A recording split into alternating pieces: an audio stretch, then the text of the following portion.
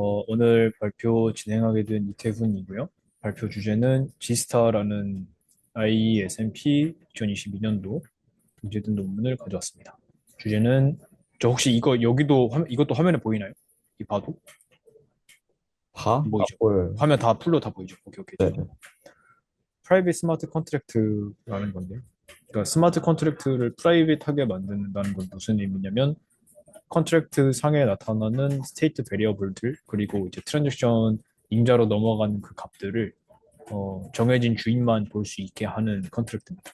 대표적으로 이제 ERC20 토큰의 경우 이런 프라이빗 스마트 컨트랙트로 ERC20 토큰을 만들면 우리 이제 지난번 발표 때 GKC 때 했던 것처럼 비슷하게 이제 각 토큰 주인들의 잔고 그리고 그 토큰이 이동할 때 얼마가 이동하는지 이런 값들을 다 숨긴 채로 할 수가 있게 돼요.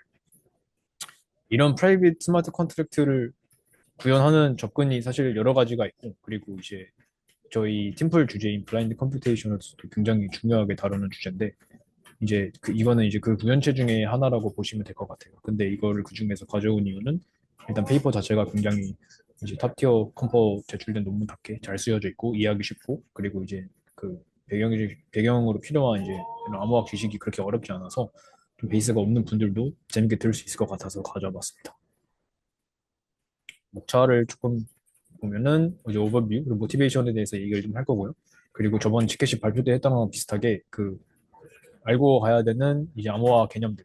근데 뭐 이런 것들이 뭐 어떻게 구현되어 있는지 자세히 보지는 않을 거고 이것들로 뭘 할 수 있는지 얘네가 무슨 의미인지를 알고 그리고 이제 얘네를 잘 조립을 해서 우리 최종 목표인 프라이빗 스마트 컨트랙트를 만드는 과정을 이 컨스트럭션에서 보여드릴 겁니다.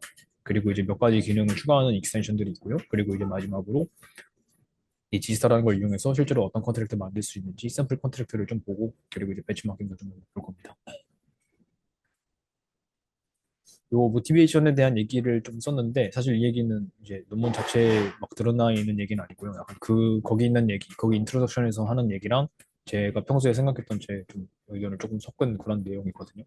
이제 사실 또 저희 팀플도 이런 그 프라이버시 PET랑 관련된 주제다 보니까 이거에 관해서 생각할 일이 많았었는데 기본적으로 사실 분산 시스템이라고 하는 거, 그 블록체인이라는 것도 분산 시스템이니까 어떤 시스템을 분산화시키려면 이 필연적으로 트랜스페어런시가 따라와요. 왜냐하면 기본적으로 어떤 시스템이 분산된 상태에서 안전하게 잘 돌아가게 하려면 그 다수가 안전하게 하나의 값으로 어떤 하나의 뷰포인트로 합의를 시킬 수 있어야 되는데 그리고 그게 당연히 곧 블록체인이고요. 근데 그렇게 각 노드들이 어떤 뷰포인트로 합의를 하려면 당연히 무슨 데이터인지 알아야 할 수 있겠죠. 그러니까 특히 이제 단순 그냥 데이터에 대한 컨센서스가 아니라 블록체인처럼 예를 들어서 블록체인은 결국에 트랜잭션들에 대한 합의인데 이 트랜잭션들이 정당하게 잘 만들어졌는지 뭐 서명은 제대로 되어 있는지 그리고 뭐 자기 잔고 이상의 돈을 보내려고 시도하진 않는지 그리고 그렇게 해서 만들어진 블록이 뭐 예를 들어서 블록의 스테이트 루트라던가 이런 값들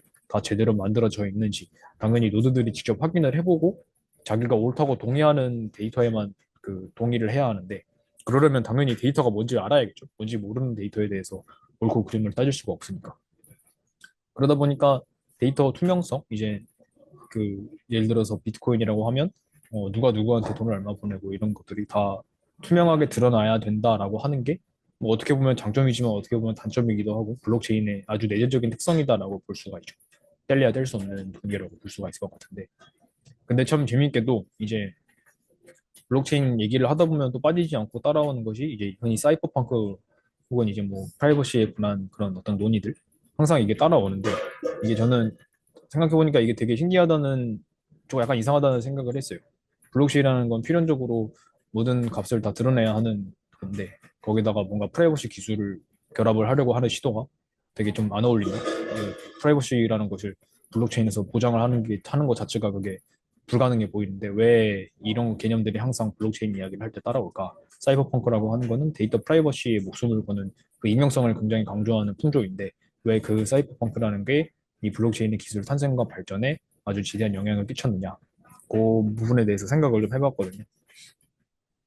그래서 뭐 제가 뭐 찾아본 얘기들 그리고 뭐 그냥 제가 생각했던 것들 뭐 이런 거 해서 결론을 조금 내려보면 좀 이런 생각을 했어요. 그러니까 기본적으로 뭔가 암호화 프로토콜 그러니까 우리가 프라이버시라는 걸 지키기 위해 뭐 엔크립션 암호화 스킴도 그렇고 아니면 뭐 디지털 서명 알고리즘이라던가 아니면 뭐 제로 놀리지 프루프라던가 모든 종류의 이런 암호학적 프로토콜들은 기본적으로 이제 투 파티, 그러니까 두 개의 파티가 상호 간에 서로에 대한 어떤 서로에게 뭔가 값을 공개하지 않고 뭔가를 진행한다던가 이런 식으로 진행되는 프로토콜이거든요.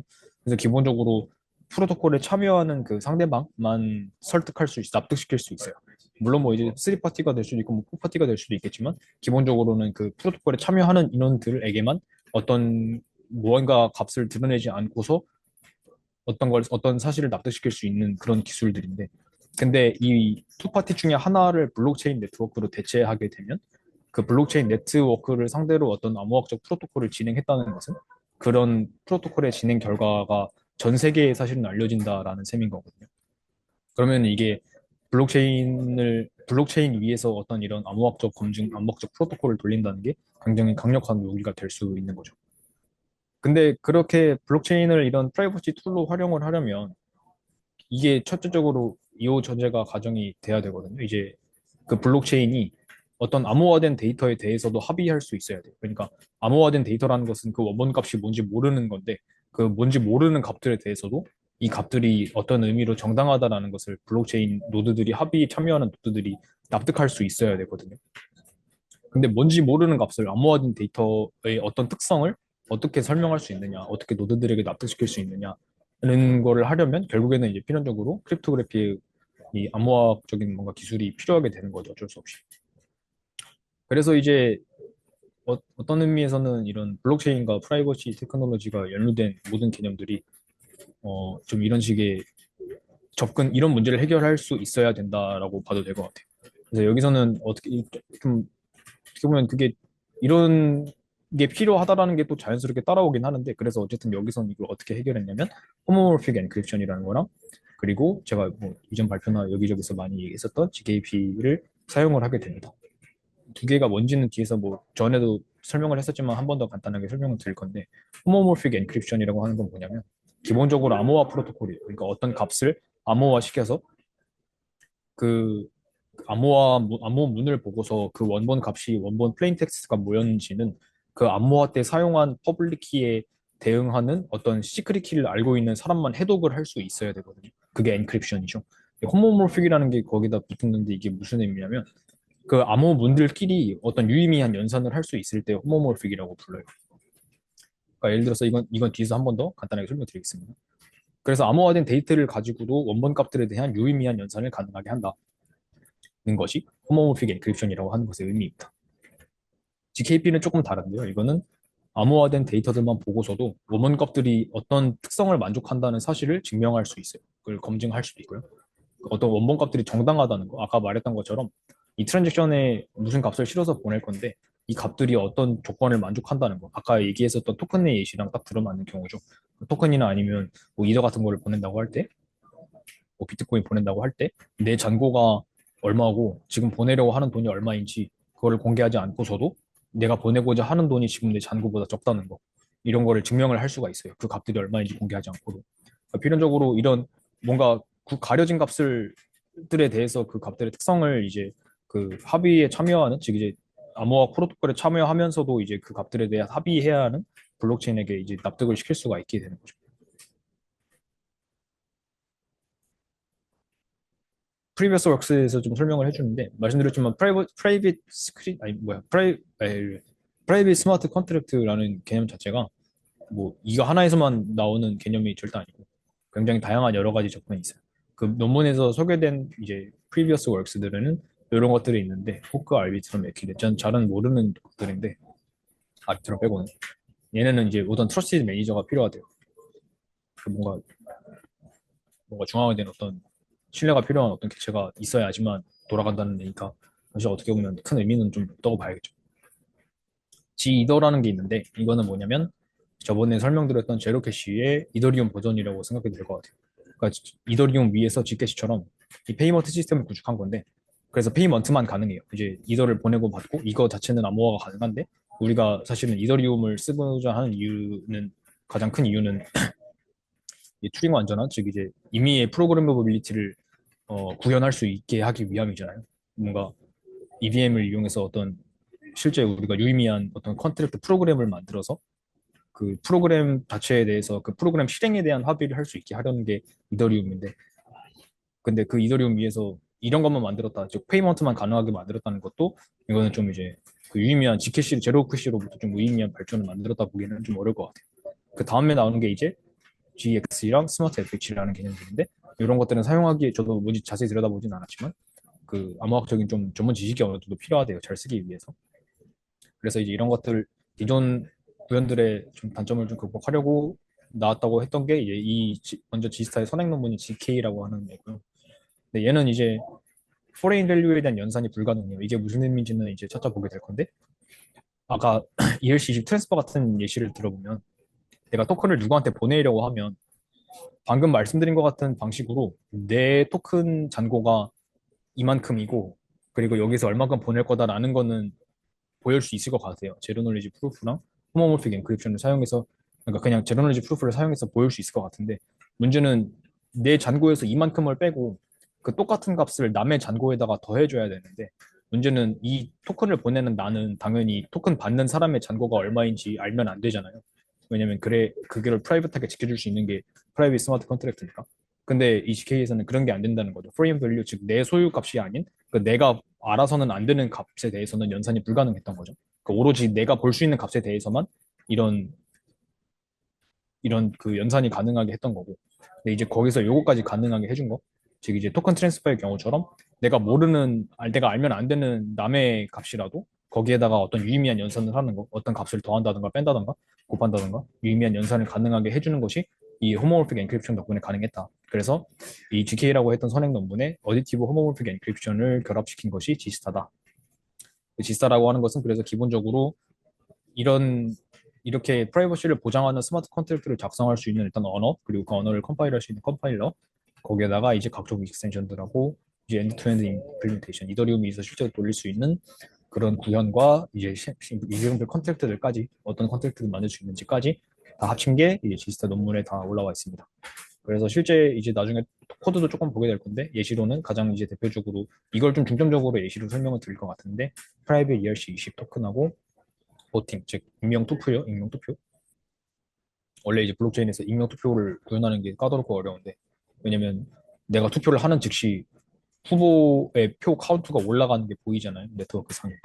근데 이제 그런 걸 가능하게 하는 거, 그 롯더리, 리뷰잉, 오블리스 센스 이런 거 나중에 천천히 같이 볼 겁니다. 네, 그래서 이런 것들에 대해서 알아보려고 합니다. 저번에 했던 것처럼 백그라운드 얘기를 잠깐 짚고 넘어갈 건데, 혹시 못 들으셨던 분들을 위해서 시메트릭 인크립션, 즉 이건 그냥 가장 단순한 암호화 프로토콜이죠.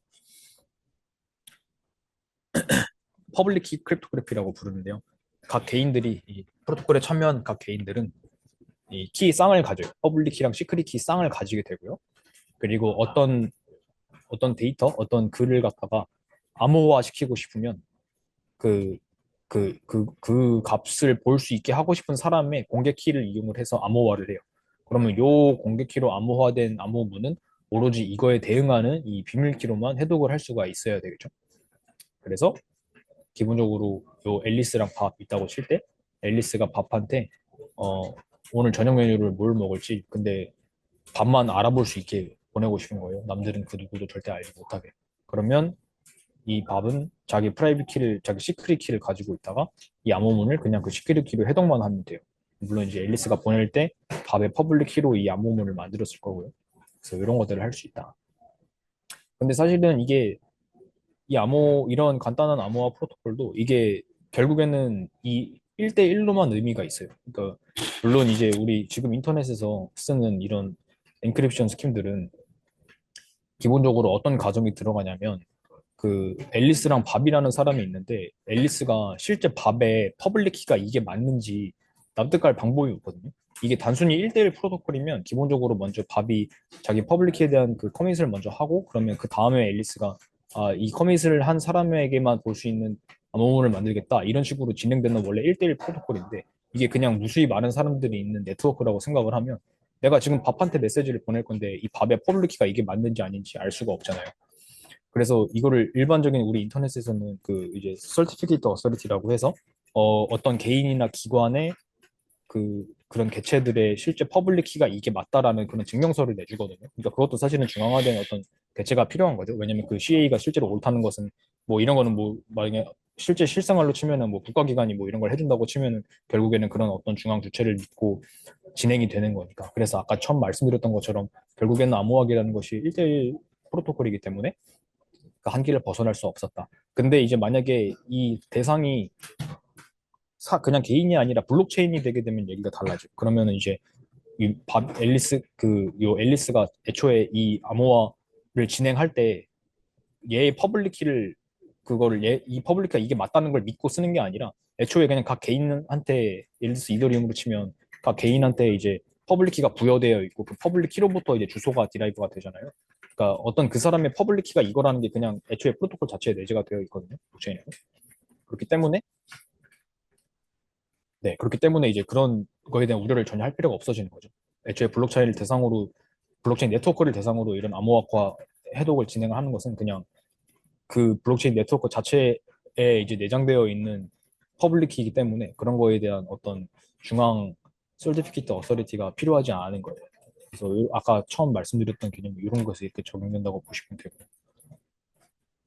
그리고 이제 이런 엔크립션 스킴에다 호모모픽이라는 특성을 더한 것이 호모모픽 엔크립션. 아까 처음 아까 말씀드렸던 것처럼 이 원본 값들에 대한 유의미한 연산을 암호문에서도 진행할 수 있어요. 3 더하기 5가 8이잖아요. 근데 3이라는 값을 어떤 퍼블릭 키로 암호화를 하고 그게 이거라고 할게요. 당연히 이거 자체는 그러면은 완전 못 알아보는 이상한 수가 되겠죠. 그리고 5도 암호화를 해요. 근데 암호화된 그 애들끼리 뭔가 더 해요. 물론 실제 덧셈은 아니지만 덧셈에 대응하는 어떤 연산을 하면 그것이 그 8의 같은 퍼블릭 키로 암호화한 어떤 값이 나와요.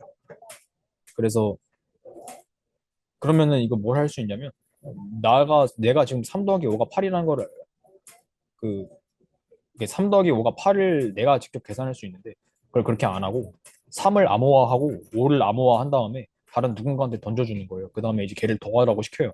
그러면 당연히 걔는 이건 계산할 수 있겠지만 근데 이 받은 요 암호문들을 보고서 얘는 그 계산한 애는 이 원본값이 3과 5라는 걸 모르죠. 그리고 더한 결과값이 8이라는 것도 모르고요. 그래서 그냥 이 값들이 뭔지도 모른 채로 그냥 더해가지고 다시 돌려주게 되면 그러면은 이 처음에 3 더하기 5는 8을 일을 했던 사람 입장에서는 이 내가 했던 이 연산을 다른 어떤 주체한테 값을 공개하지 않고서 아웃소싱을 하게 된 거예요. 이 그림을 보면 유저가 있고 서버가 있을 때 이 유저가 m이라는 값을 가지고 있고 그리고 m이라는 값에 대해서 f라는 연산을 하고 싶은데 이거를 내가 직접 fm을 연산할 수도 있지만 m을 먼저 암호화해서 서버에게 보내주고 그 서버로 하여금 이 암호화된 어떤 데이터에 대해서 그냥 연산을 계속 수행하게 하는 거죠. 그러면은 서버는 이게 뭔지도 모른 채, 그냥 m이 뭔지도 모른 채로 그냥 이 주어진 암호문에 대해서 연산을 막 하는 거예요. 그래서 하고 난 결과를 다시 돌려주고, 그럼 유저는 걔를 디크립션 할 수 있겠죠. 애초에 내 퍼블릭 키로 설명했던 값이 암호화했던 값이니까. 그러면은 실제로 그 m에다가 f를 적용한 그 값이 나오게 된다는 거예요. 이런 특성을 갖는 엔크립션 스킴을 호모몰픽 엔크립션 스킴이라고 합니다. 근데 이 F라고 하는 그 연산에 덧셈만 가능하게 할 거면 그게 이제 어디티브 호모몰픽 엔크립션이고 덧셈과 곱셈을 둘 다 가능하게 하면 이제 그걸 풀리 호모몰픽 엔크립션에서 줄여서 FH다 이렇게 부르게 되는 거고요. 어쨌든 이 호모몰픽 엔크립션이라는 건 그래서 아까 처음에 좀 보여드렸던 것처럼 어떤 서버, 즉 어떤 다른 주체로 하여금 암호화된 데이터에 대해서 그게 뭔지도 모른 채로 하지만 어떤 유의미한 연산을 가능하게 해주는 스킴인 거죠. 그래서 요거를 이제 또 우리 구현하는데 아주 요긴하게 사용할 겁니다. 그리고 GKP, 또 여러 차례 설명을 드렸었는데 결국엔 프로버가 베리파이어에게 이런 연산 F를 했을 때 이런 아웃풋이 나오게 하는 어떤 인풋의 존재에 대한 증명을 하는 거예요. 이런 지식에 대한 증명을 하는 거고. 그래서 결론적으로 이걸 어떻게 쓰냐면은 어, 뭔가 프루프 파이라는 걸 만들어서 베리파이어한테 띡 던질 건데 그럼 베리파이어는 그 파이라는 애를 갖다가 뭔가 연산을 똑딱 하면은 그게 true인지 false인지 알아낼 수 있어요. 이게 true라는 사실은 뭐냐면 이 파일을 만들 때 쓴 그 인풋을 갖다가 f라는 연산을 돌리면 이런 아웃풋이 나온다. 그 사실을 이제 베리파이어한테 납득시킬 수 있는 거죠. 그래서 이것도 아까 처음에 말씀드렸던 것처럼 암호화된 데이터 그리고 증명만 주고서 그 암호화되기 전에 원본 값이 어떤 특성을 만족한다라는 것, 뭐 어떤 연산을 합치면 이런 값이 나온다라는 것 예를 들어서 그걸 증명할 수 있다는 거죠. 그 원본 값을 보여주지 않고서. 그래서 이것도 것도 굉장히 유용하게 사용하게 될 겁니다. 여기 중요한 것이 이제 베리파이어가 파일을 보고서 인풋이 뭔지 알아낼 수 없어요. 그러니까 프로버가 어떤 값을 비밀로 지키고 싶으면 그거를 완전 프라이빗하게 지킬 수가 있다는 거고, 그 베리파이어가 그 증명을 보고서 인풋이 뭔지 알아낼 수 없다라고 하는 것이 암호학적으로 어, 잘 알려져 있습니다. 네. 그래서 요 앞에 내용들을 갖다가 이 지스타라고 하는 걸 컨스트럭션을 해볼 거예요. 실제로 만들어 볼 거고. 컨트랙트 요 코드를 먼저 보는 게 좀 빠를 것 같은데요. ERC20 토큰을 이 지스타를 이용해서 만들었다라고 해볼게요. 요거엔 좀 특이한 처음 보는 문법들이 나오는데, 이 보면은 이제 유인트 타입에 뒤에 골뱅이하고 X가 붙어 있잖아요. 이런 식으로 지스타에서 타입이 그냥 우리 기존의 솔리디티에서 쓰던 타입 외에 그 뒤에 골뱅이하고 뭔가가 붙은 새로운 타입 아노테이션이 있어요. 정리되어 있어요. 얘는 뭐냐면 타우라는 타입을 타우도 타입인데 그 뒤에 골뱅이 알파가 붙어 있으면 얘는 무슨 타입이냐면 이 알파라는 주소의 퍼블릭 키로 암호화된 값이라는 의미예요. 그러니까 이 매핑에서는 이 유인트 골뱅이 x라고 하는 것이 근데 지금 여기 앞에 그 매핑의 그 인덱스가 되는 얘가 x잖아요. 그럼 얘는 무슨 말이냐면 이 매핑의 예를 들어서 요거를 이게 지금 이름이 발인데 이게 밸런스죠. 그 밸런스 미라는 것은 그 밸런스 미의 매핑에 해당하는 요 값은 이 미라는 사람만 볼 수 있는 미라는 사람의 퍼블릭 키로 암호화된 값이라서 미만 그 원본 값을 해독해낼 수 있어요. 말고 나머지는 아무도 모르는 거고요. 그래서 이제 타입 뒤에 골뱅이 뭐가 붙은 골뱅이하고 주소가 보통 붙게 되는데 이 미라고 하는 것은 그냥 이제 관용적인 표현으로 그 메시지 센더를 의미하고요. 그래서 여기서 트랜스퍼라는 펑션으로 이런 타입의 value라는 값을 봤는데 이건 그럼 무슨 의미냐면 이 value라는 값은 어, 어떤 유인트 타입인 어떤 데이터를 이 메시지 센더의 퍼블릭 키로 암호화한 값이에요. 그러니까 이 트랜스퍼 펑션을 호출을 해서 그게 체인 위에 올라가도 그걸 뜯어봐도 그 사람들은 이 value라는 값이 무슨 의미인지 전혀 알아볼 수 없어요. 오로지 이 트랜지션을 발생시킨 사람만 알 수 있는 값인 거죠. 왜냐하면 이 키로 암호화되어 있기 때문에. 이런 골뱅이가 안 붙어 있는 값은 우리가 흔히 아는 그냥 일반 값이에요. 어드레스 2 같은 거. 여기서 이제 누구한테 보내는지는 공개가 되는 거죠. 이런 식으로 새로운 타입 어노테이션이 있고요. 알파가 미 타입이면 즉 이제 메시지 센더만 볼 수 있는 타입이면 그걸 셀프 온드라고 부를 거고 그리고 내 값이 아니면 그리고 올 즉 전체 공개된 값도 아니면 걔는 이제 foreign이라고 불러요. 즉 이제 내가 아닌 다른 누군가만 볼 수 있는 값인 거죠. 그리고 다른 언어의 변주끼리 어사인은 당연히 할 수 없어요. 왜냐면 주인이 다르니까. 기본적으로 언어십이라는 건데 이제 내만 볼 수 있게 암호화된 값이랑 다른 누구만가만 볼 수 있게 암호화된 값을 갖다가 대입을 시키면 안 되는 거죠. 왜냐면 이건 기본적으로 이 값은 나만 볼 수 있고 얘 값은 얘만 볼 수 있는 값인데 그거를 원래 이 내가 볼 수 없는 값을 갖다가 나만 볼 수 있게 되어 있는 변수에다가 어사인을 할 수 있으면 안 되겠죠. 근데 만약에 변수의 오너를 바꾸고 싶다? 그러면 이제 리빌이라는 그런 이런 구문을 쓸 수 있어요. 이건 뭐냐면 여기 예시를 보면 이 펑션 트랜스퍼라는 거를 하고 나서 마지막에 그 토큰 받는 사람의 이제 잔고를 업데이트 하잖아요.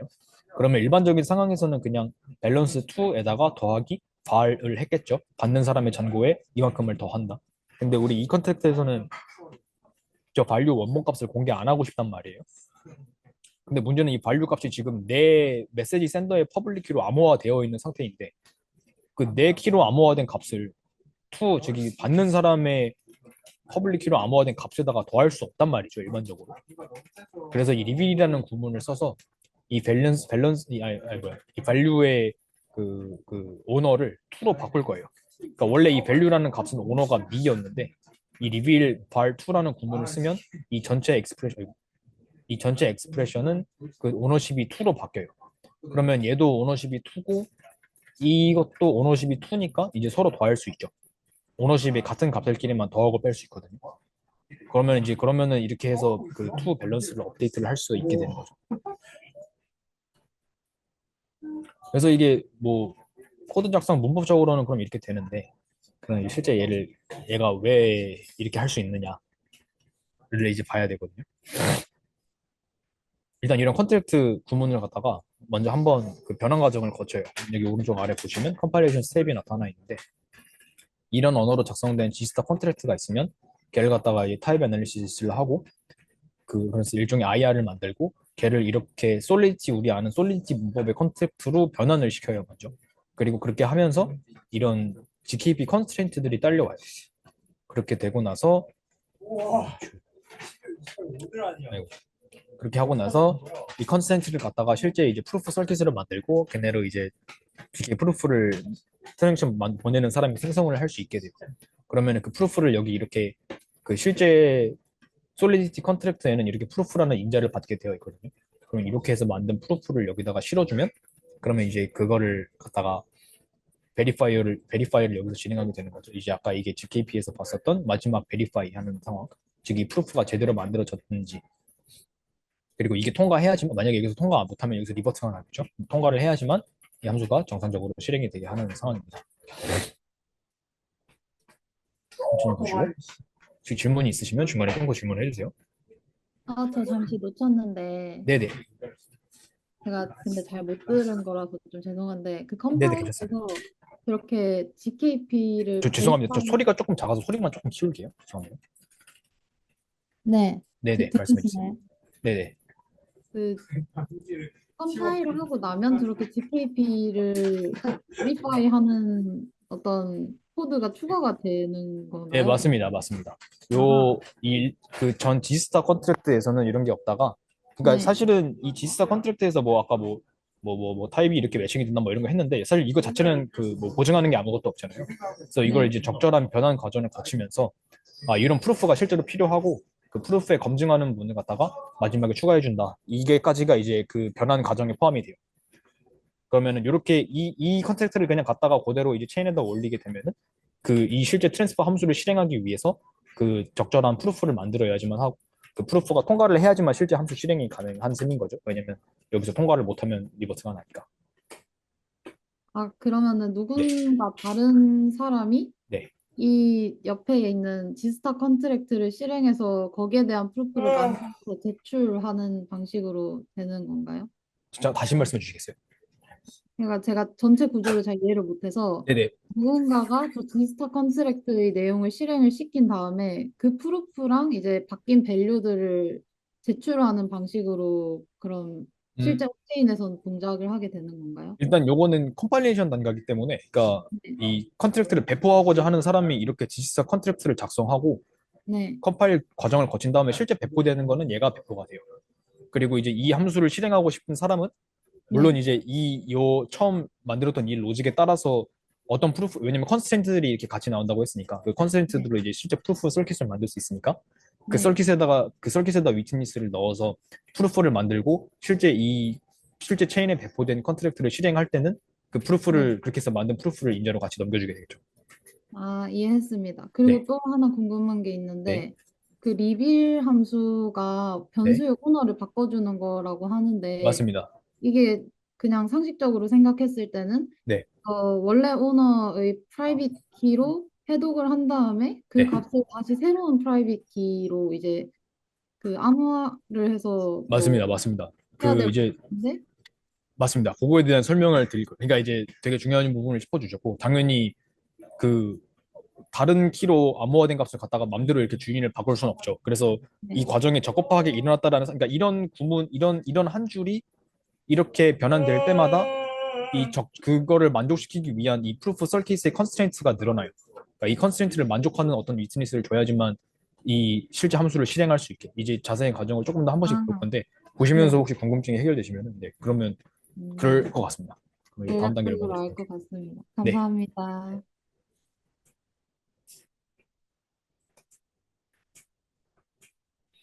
이거를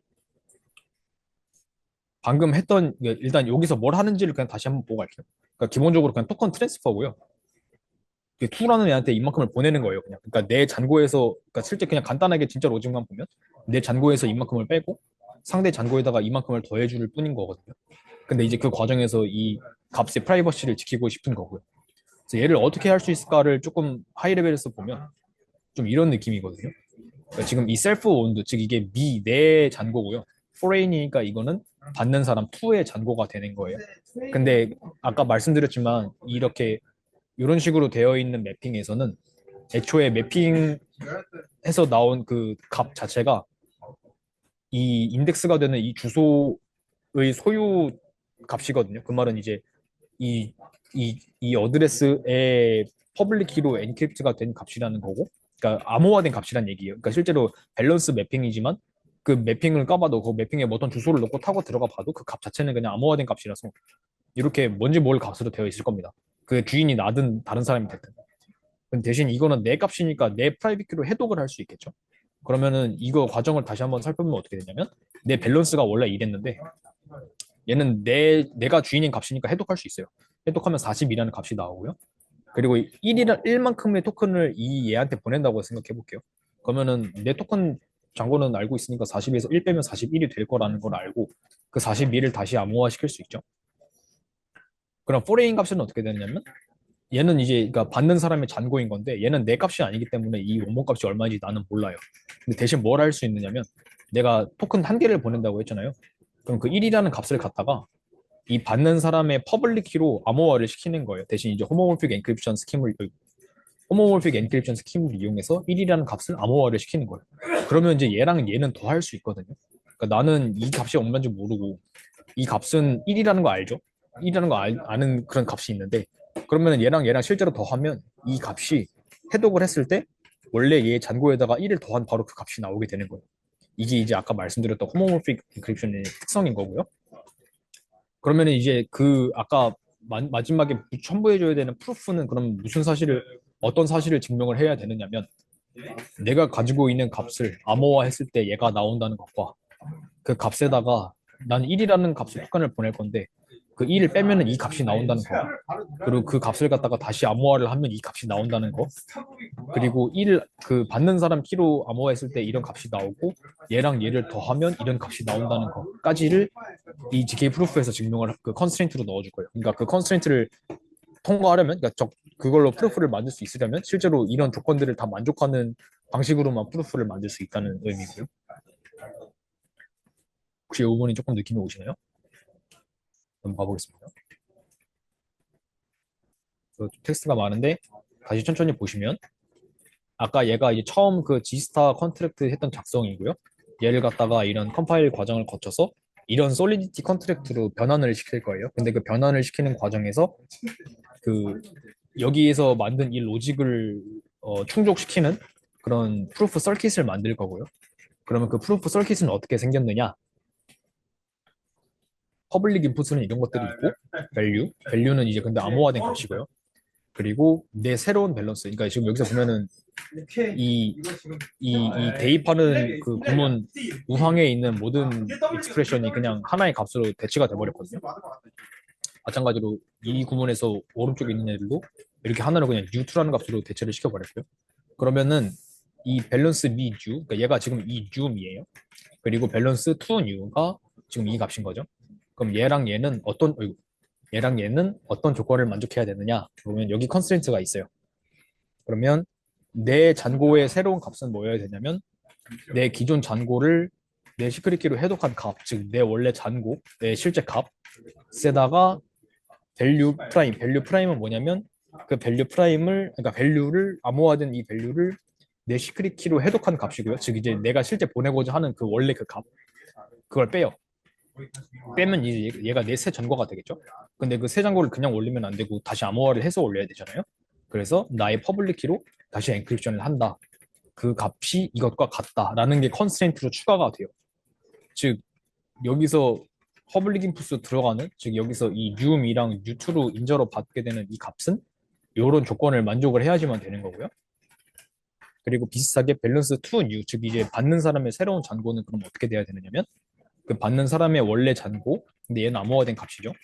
그렇기 때문에 여기에다가 뭘 더하려면 호모몰픽 엔크립션을 해야 돼요.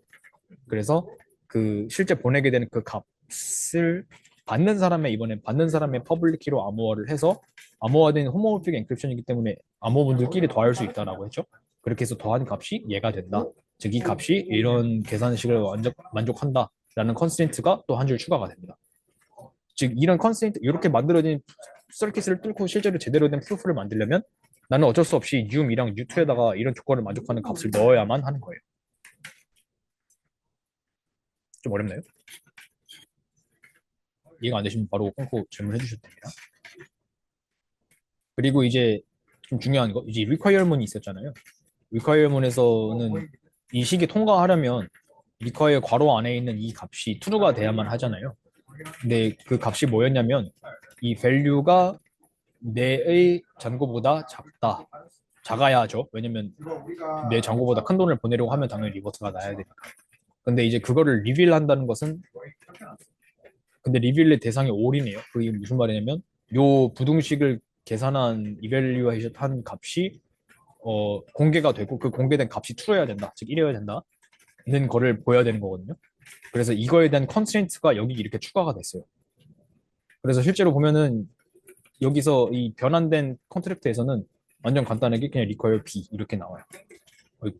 require B 이렇게 나오고요. 즉 B가 true여야만 통과되는 값이고요.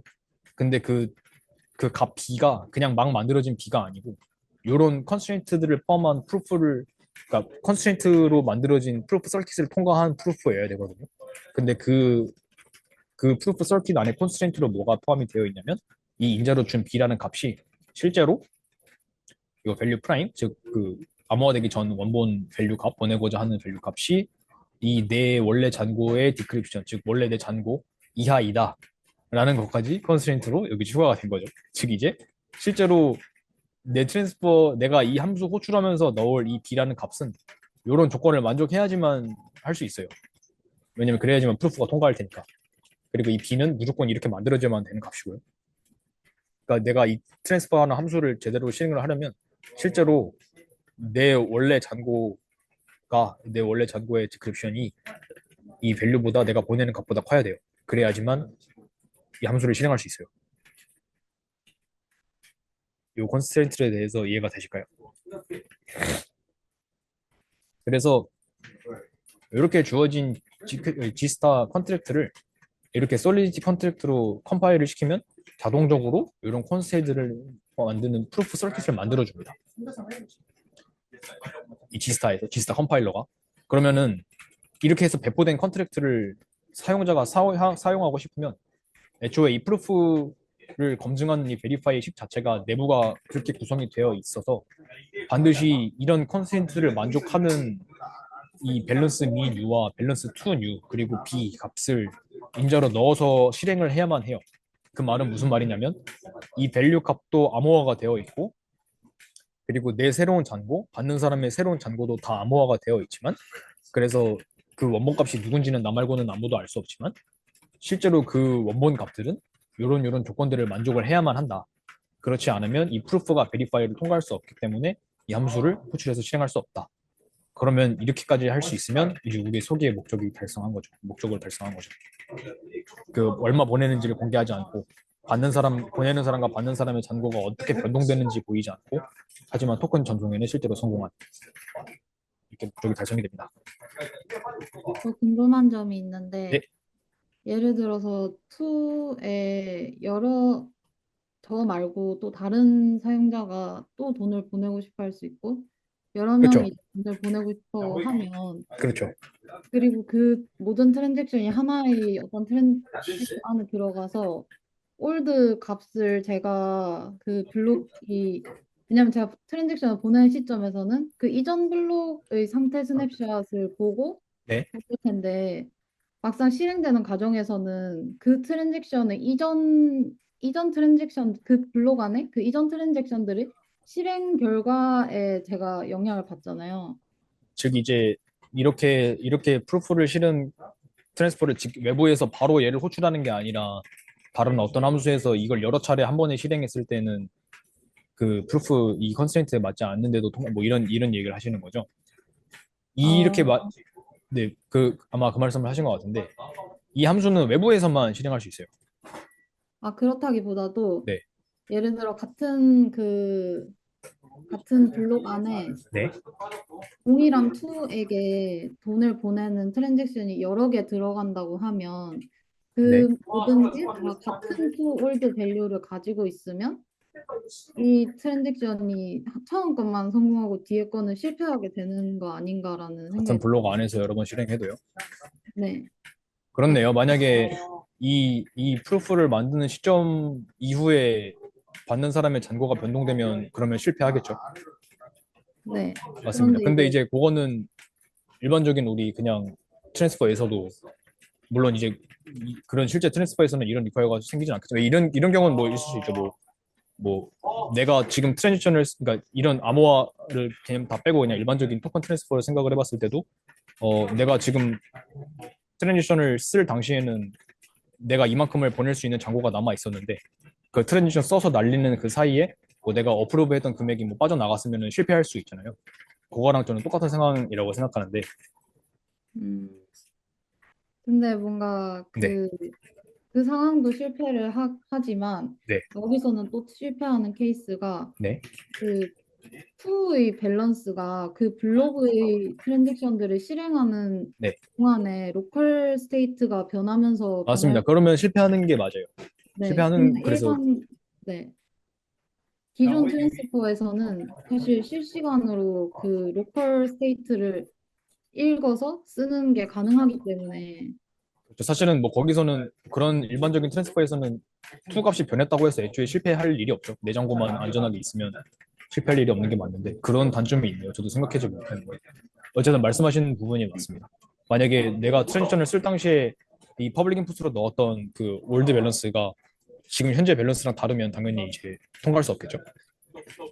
그럼 혹시 뭔가 거기에 관련된 퍼포먼스 비교 같은 거는 언급 뭐. 퍼포먼스는 이제 그냥 단순히 여러 트랜지션 그냥 하나씩 실행해 보면서 그 트랜지션 각각에 대해서만 그냥 하나 그러니까 뭐 그걸 갖다가 뭐 엄청 여러 번 트랜지션을 똑같은 트랜지션을 여러 번 보내서 뭐 하는 그런 식의 테스트는 없었고요. 그냥 각각 하나에 대해서만 프루프 생성이 얼마나 걸리는지 가스 코스가 얼마나 되는지 이런 거에 대해서만 테스트를 했어요. 그래서 말씀하신 부분은 좀 반영이 안 됐을 것 같습니다. 딱히 베이스라인이 없네요. 네, 비교 맞습니다. 대상은. 아, 알겠습니다. 감사합니다. 근데 밸런스 2가 바뀌면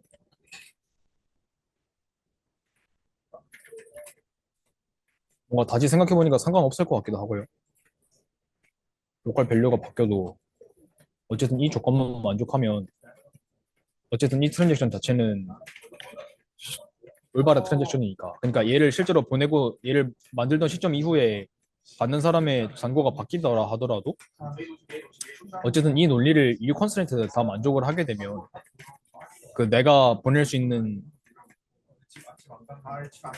잔고는 근데 잠깐만 안 되겠네요. 아닌가 헷갈리네. 저도 이거 근데 조금 더 생각을 해볼게요. 생각해보니까 저 GKP 베리파이는 통과를 할 것 같은데 예예예. U2가 덮어 써져서. 그러니까요. 좀 이상해질 것 같은데요. 그럼 오히려 문제인데 심각한 버그가 되는데 그러면 그러게요.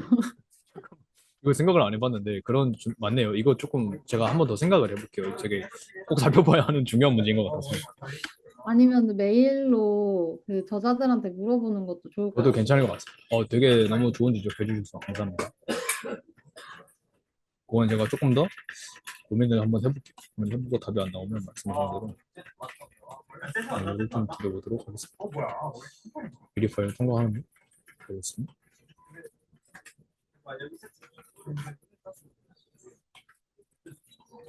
맞는 것 같아요. 문제가 되는 상황이 맞는 것 같습니다.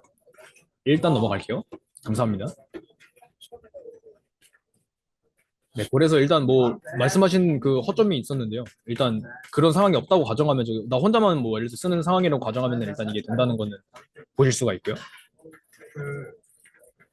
그래서 이걸 슬라이드가 좀 너무 더러운데 이거 이제 타이핑 룰을 이렇게 써주셨는데 잘 이런 건 이제 막 그 컴퓨터 공학과 뭐 프로그래밍 언어 같은 수업을 들으신 분이면은 이런 거에 조금 익숙하실 텐데 그 그냥 간단하게 말하면 그거예요. 이제 서로 다른 오너십을 가진 값들을 갖다가 더하거나 뺄 때 결과물의 타입이 어떻게 되느냐는 그 규칙을 정의를 한 건데요. 딴 거는 없이 그냥 마지막 거만 보면 마지막 거는 뭐냐면 이, 이 OP라는 것이 이제 덧셈 아니면 뺄셈이에요. 그래서 예를 들면 덧셈이라고 생각하고 보면 어떤 익스프레션과 다른 어떤 구문과 다른 어떤 구문을 더한다고 할 때 그 더한 결과의 타입은 즉 더한 결과의 오너가 누구냐? 만약에 그 좌항이 주인이 all이고 즉 이제 퍼블릭하게 공개된 값이고 아니다 죄송합니다 그 저항의 주인이 내가 아닌 다른 어떤 타인의 값이고, 그리고 우항의 경우는 그 이제 뭐 만약에 퍼블릭하게 공개된 값이다. 그런 경우에는 그거랑 더하면 더한 주인은 그 타인이 되는 거죠. 그러니까 이제 쉽게 말하면 이거예요. 이제 나 말고 어떤 밥이라는 애가 A의 주인인 값이 있었고 거기다가 뭔가 퍼블릭한 값, 예를 들어 3 같은 값을 그냥 더해버리면 더한 결과도 당연히 그 밥의 주인인 값이 돼야 되는 거고요. 뭐 이런 그냥 규칙들을 정리해둔 거라고 생각하시면 돼요. 그래서 여기서 그럼 안 되는 건 뭐냐면 이런 건 안 돼요. 아까 이제 밸런스 매핑을 보셨으면 알겠지만 밸런스 밥이라는 거는 기본적으로 그 주인이 밥인 값이거든요. 그리고 밸런스 찰리는 찰리가 주인인 값인데 서로 주인이 다른 값을 당연히 더할 수 없어요. 이게 둘 중 하나가 나면은 가능하겠지만 둘 다 타인인 값이면은 그걸 서로 더하는 거는 이제 타입 에러가 납니다. 정의가 되어 있지 않기 때문에 타입 룰이. 그리고 이제 만약에 그 내가 아닌 다른 주인의 값에다가 주인이 나인 값을 더하고 싶으면 아까 보여드린 것처럼 이렇게 오너를 바꿔야 돼요. 왜냐면 원래 처음 밸류라는 값이 오너가 나였기 때문에 오너가 내가 아닌 값에다가 오너가 나인 값을 바로 더할 수는 없거든요. 그래서 리빌이라는 구문을 이용해서 그 오너를 2로 바꿔주고 그러면은 이제 둘 다 이 두 개의 익스프레션이 다 오너가 2이기 때문에 비로소 이제 더할 수 있다. 그리고 이 어사인되는 이 변수도 오너가 2였기 때문에 같은 오너끼리는 이제 대입을 할 수가 있으니까 이런 이 구문이 이제 그래서 이 타임룰에 의해서 정당하다라고 이렇게 설명을 할 수 있는 거죠. 그래서 이건 뭐 이 정도만 하고 넘어가고요.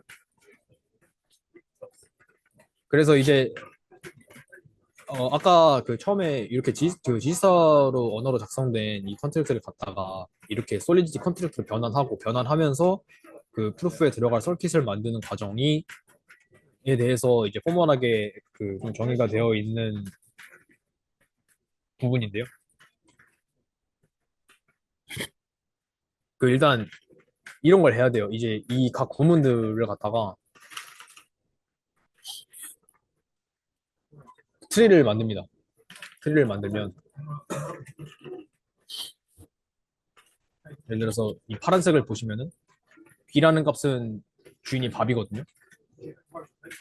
주인이 밥인 B라는 값에다가 어떤 요런 값을 밥한테 리빌 했으니까 주인이 밥으로 바뀌었거든요. 그럼 얘도 주인이 밥이죠. 그리고 주인이 밥인 값에다가 주인이 밥은 값을 더했으니까 얘는 주인이 밥이고 근데 거기에다가 퍼블릭한 값을 더했으니까 걔도 아까 봤었던 타임룰에 의해서 주인이 밥이에요. 그럼 원래 B가 주인이 밥이었으니까 주인이 밥인 익스프레션을 어사인할 수 있게 되죠. 그래서 그런 과정을 이렇게 트리로 그리면 이렇게 되거든요. 그리고 그 골뱅이 밥인 애들이 이제 주인이 밥인 애들이고 근데 이제 원래 여기서 이 리빌 안에 들어가 있었던 2 곱하기 A A는 원래 그 주인이 나인 값이거든요. 근데 이 공개된 2라는 값에다가 주인이 나인 값을 곱해서 여기까지는 주인이 나인 값이었는데 걔를 밥한테 리빌 했으니까 이제 그때부터는 주인이 밥인 값이고 그러면은 이제 이렇게 따라서 이렇게 더해가지고 이 전체 익스프레션이 이렇게 완성이 되는 거죠. 그래서 이렇게 트리를 만들어 놓은 다음에 이런 알고리즘을 따라가요. 좀 복잡하니까 한 가지 예시만 그냥 딱 보면은 이제 트랜스폼에서 이제 이 원래 함수에 있었던 라인들을 갖다가 라인 바이 라인으로 이 알고리즘을 타가지고 트랜스폼 엑스퍼 EF, CF를 타고 가요. 그러면 여기서 지금 이 파란색 구문이 E라고 치면, F라고 치면 ID는 2인 거니까 그러니까 정확히는 요 전체 한 줄이 9번 줄이 이제 F고 파란색 부분이 이제 E인 거거든요. 그래서 걔를 갖다가 트랜스폼 엑스퍼에 넘어가면은 어떻게 되느냐면 일단 여기서는 이 E가 프라이버시 타입이기 때문에 여기에서 이런 펑션 아규먼트 argu에 대해서 이런 컨스트레인트를 추가를 해준다. 여기서 알파는 그 주인이 밥이 되는 거고 2가 이 파란색 익스프레션이 되는 거고 그래서 이제 이 아규먼트 즉 B라는 값이 이 값이랑 알파라는 그 주인 아래에서 같은 값이다 라는 것이 컨스트레인트에 추가가 돼야 된다.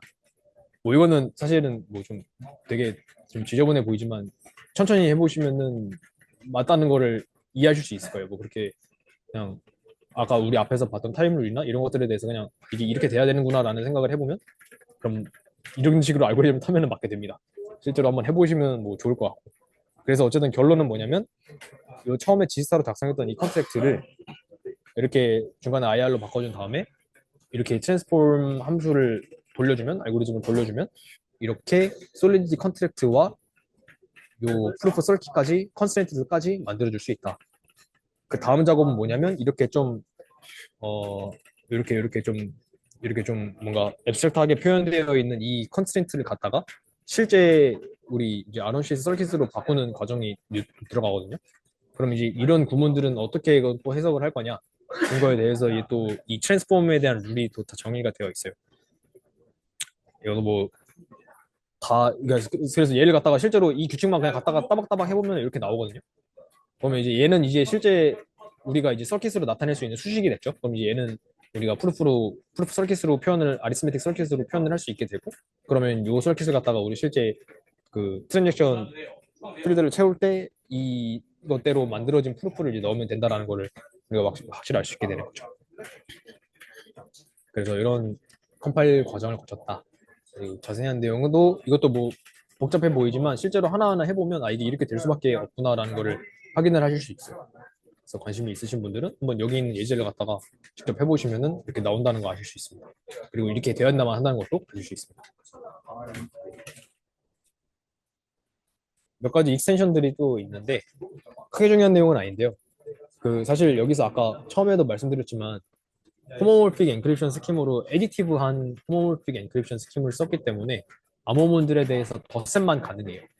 곱셈은 못하거든요.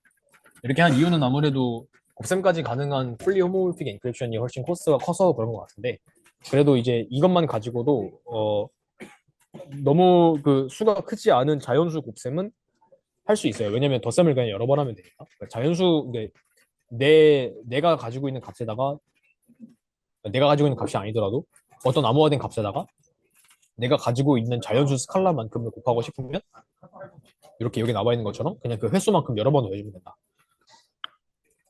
이렇게 익스프레션 제로에다가 익스프레션 1을 곱해주는 건데, 만약에 이 익스프레션 1이 이렇게 플레인, 즉 이제 공개된 값이거나 아니면은 네 그런 경우라면은, 혹은 이제 그러면은 알파에게 이제 리뷰를 시켜주면서, 즉 이제 그 곱하는 값을 자연수 값을 그 원래 원본 값의 오너한테 리뷰를 해주면서 그 오너를 이제 알파로 바꿔주면서 곱하게 되면은 이제 그냥 그만큼 덧셈을 여러 번 해주면 되는 상황입니다.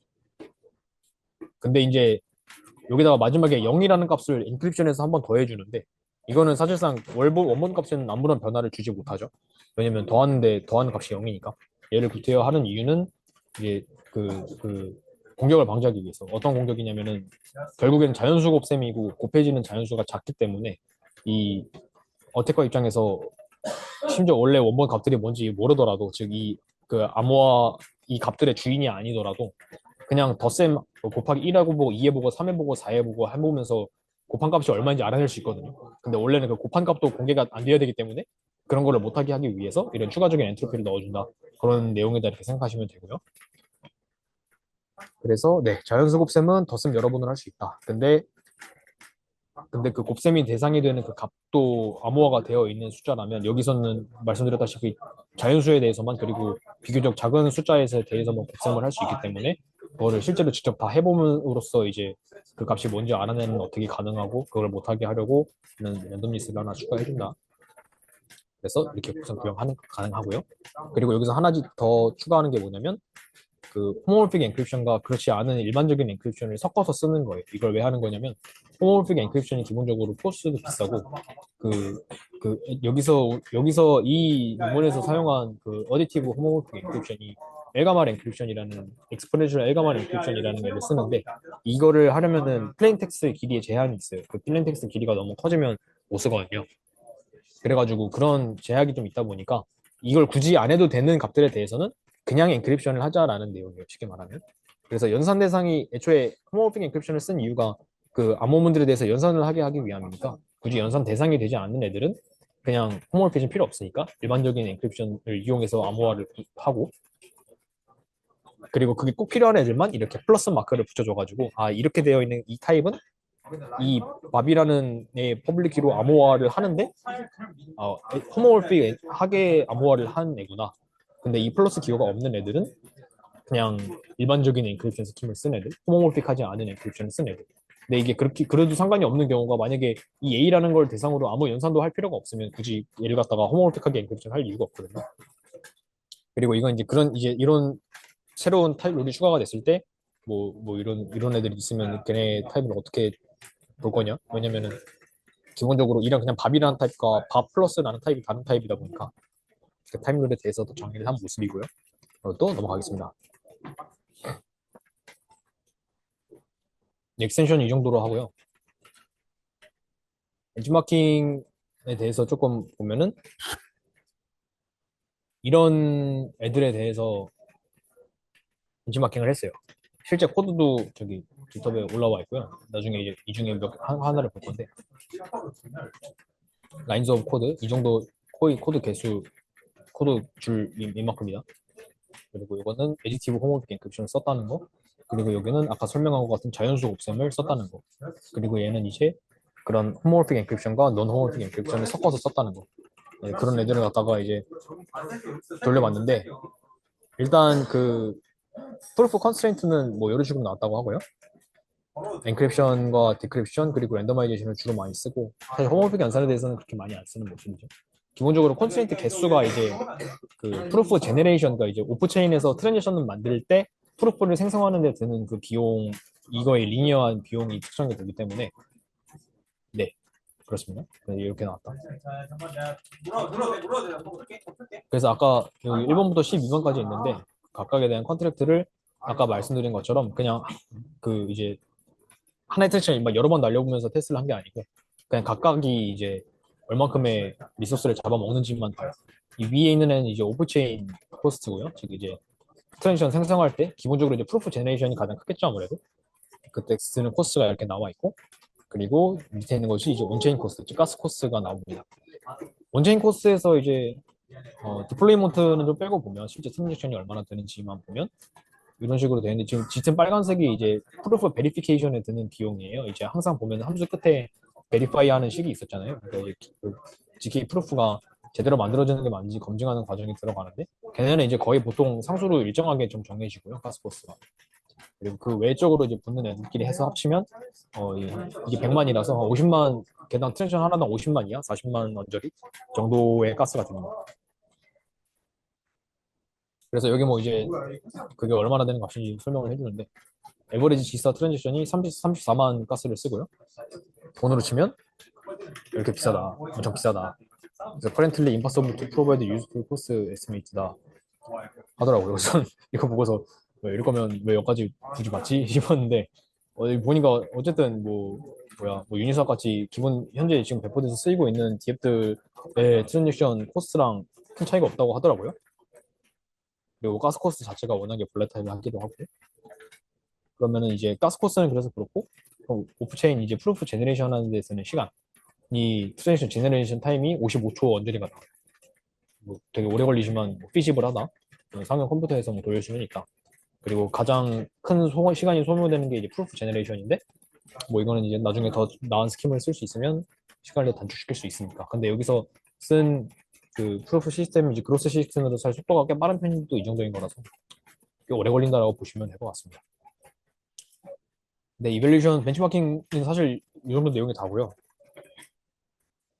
이제 네, 논문 자체의 내용은 이제 이 정도로 끝났는데 그 보면은 깃허브에 예시 컨트랙트들이 좀 올라와 있어요. 그래서 그거를 같이 여러분한테 보면서 이게 어떤 느낌으로 실제로 쓸 수 있는지를 한번 설명을 드리려고 하고요.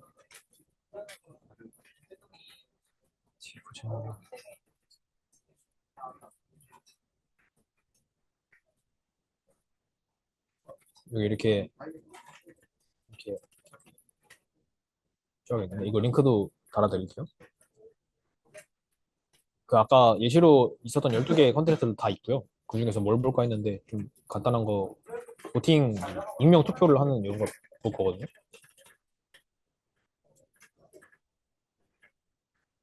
죄송합니다. 그래서 보팅을 할 거고요.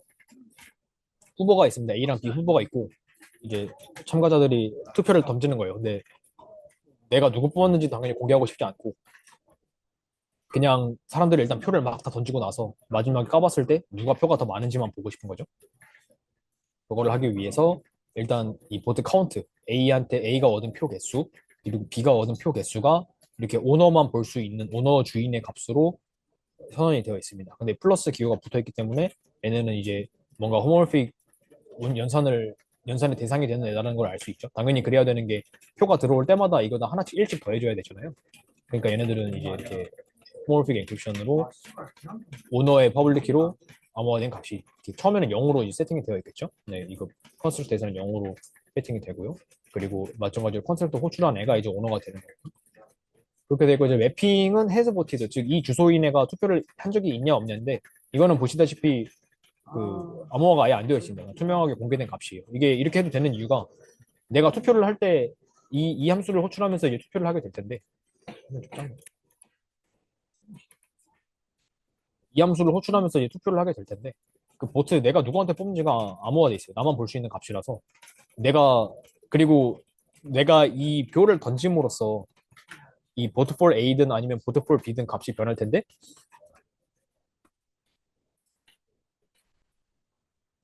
값이 변할 텐데 근데 네 일단 값이 변할 텐데 누가 뭐가 변했는지 내가 표를 던짐으로써 인해서 누구의 표가 변했는지를 모르기 때문에 이 내 표가 누구에 대한 표시인지는 아무도 알 수가 없어요. 근데 사실 제가 이거 방금 생각났는데 만약에 제가 A라는 애한테만 표를 던졌으면 이 원본값이 뭔지 모르더라도 내 트랜지션 이후에 얘의 값만 변화하게 될 거잖아요. 그러면 사실 내가 얘한테 뽑았다는 게 자명해지거든요. 그래서 이제 그걸 방지하기 위해서 내가 뽑지 않은 애에 대해서도 뭔가를 더해줍니다. 근데 당연히 여기서 더해주는 값은 0이겠죠. 근데 0이라고 하더라도 엔크립션을 거치면 뭔지 모를 값이 나오기 때문에 그 내가 더하는 값이 0인지 1인지는 보는 사람은 알 수 없어요. 즉 이제 내가 이 보트라는 함수를 호출을 함으로써 누구를 뽑을지라는 값은 암호화를 시키고 그리고 그 값을 이제 만약에 내가 0 A한테 뽑은 표면은 그 A라는 보트 for A에다가 1을 더해줄 거고 근데 그 1을 엔크립션해서 더해줄 거고 그리고 보트 for B에는 0이라는 값을 엔크립션해서 더해주겠죠. 그러면 두 개 값이 다 바뀌는데 밖에서 보는 사람들은 이게 얼마에서 얼마로 보는 건지 몰라요. 0에 더해진 건지 1이 더해진 건지 아무도 못 보고 그냥 내가 표를 던진 이후에 둘 중 하나의 값이 그냥 변했다는 것만 알 수가 있죠. 누굴 뽑았는지는 모르고. 네, 그래서 여기서 궁금한 점이 네, 있는데, 예를 들어서 지금 결국에는 그 더해주는 값은 오너의 프라이빗 키로 맞습니다. 퍼블릭 암호화된, 키로 암호화된 아, 값이죠. 퍼블릭 키로 암호화된 값을 이제 더해줄 텐데, 맞습니다. 그럼 제가 만약에 투표하는 사람이다라고 하면 제가 투표를 하고 나서 어떤 값이 각 그 보트플 A, 보트플 B에 더해졌는지 알 수 알 수 있고, 있습니다. 사실 그러면 오너는 다 볼 수 있어요. 그걸로부터 이 정의를 알아낼 수 네, 사실 오너는 그냥 오너는 익명 아니에요. 이거 그냥 사실 완전 오너 중앙하고요. 그래서 실제 주석에도 그런 내용이 설명이 되어 있는데 이걸 그래서 얘가 실제로 유의미하게 돌아갈 수 있게 하려면 기본적으로 이 오너라는 그 키 자체도 분산화가 되어 있겠죠.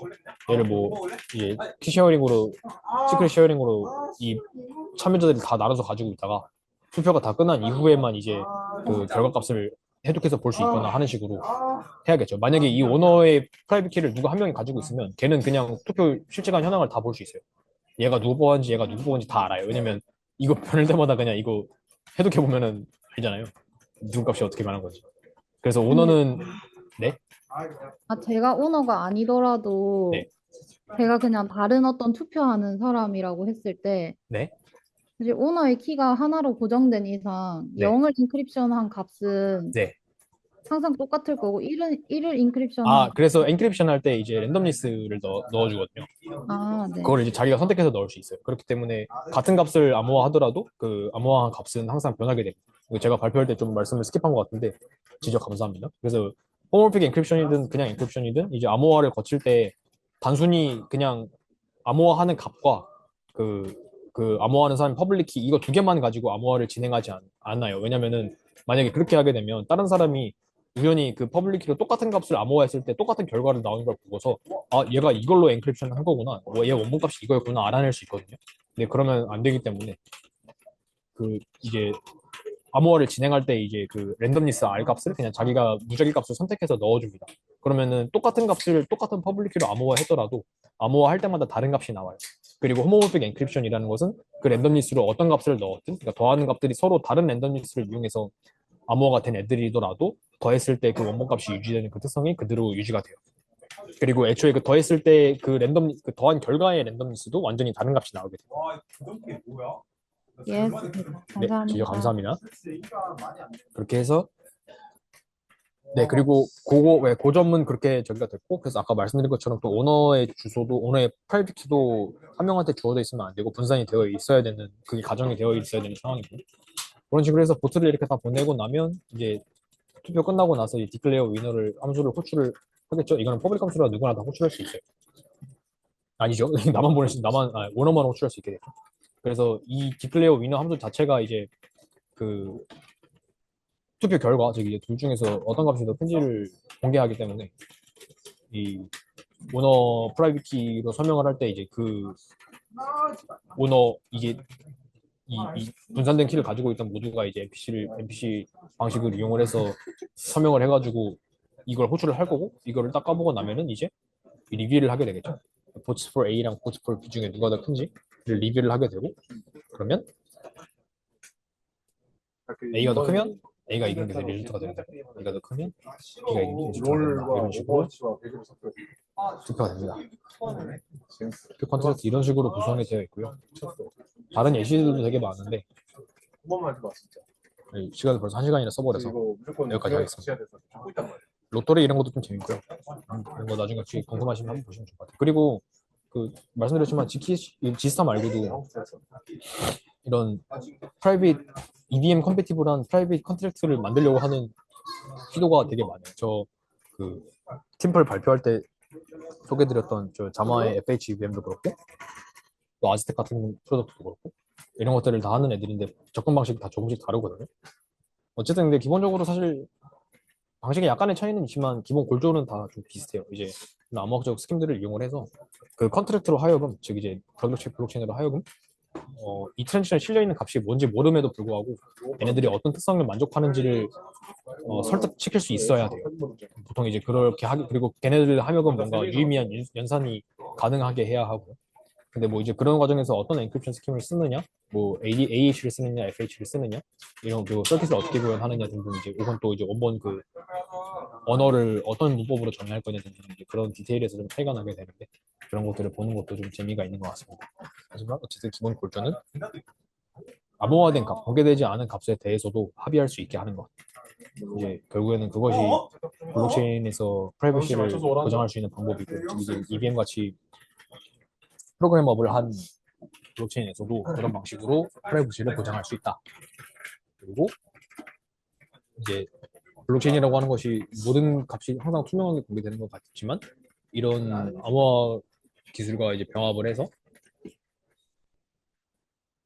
블록체인이라는 것이 꼭 프라이버시에 반대되는 개념이 아니고 오히려 이렇게 기본적으로 값의 합의 그리고 분산 전환 이런 블록체인 자체의 강점들을 누리면서도 프라이버시를 지킬 수 있다. 그래서 이제 뭐 이런 것들이 약간 저희 특별 주제하고도 좀 연관이 되어서 주제로 선택하게 되었습니다. 발표는 여기까지고요. 혹시 뭐 질문 있으시면 부탁드립니다.